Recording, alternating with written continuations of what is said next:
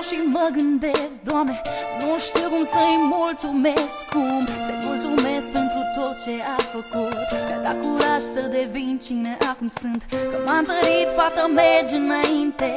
O să ai parte și de fapte, nu doar de cuvinte. Orice ar fi, voi fi aici mereu. Știi bine, te poți baza, ai sprijinul meu. Mi-ai dat, Doamne, tot ce mai frumos nu se putea.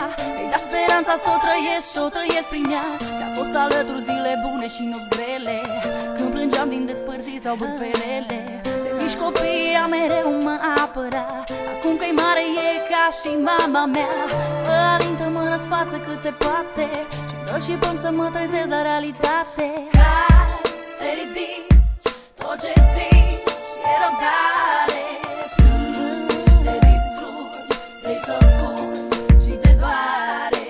Dai tot ce ai și ce n-ai, totuși pare că nu te descurci să le pui lumea la picioare. Acum văd, a venit și rândul meu să am grijă de ea așa cum m-a făcut ea mereu. Și nu pot, Doamne, mâinile îmi sting legate. Nu pot să fac să o trezesc la realitate. Să pot să spun că viața nu e nedreaptă, să uite tot ce a fost, că-i fată deșteaptă, că merită tot ce e mai bun. Trecutul e trecut, viitorul contează acum. Dacă aș putea, i-aș da parte din mine. Vreau să o văd zâmbindu-l de fericire.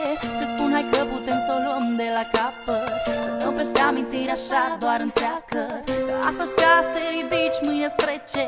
Să-i amintesc că unde-s doi puterea crește, că împreună trecem peste tot, că o prietenie trece și prin foc.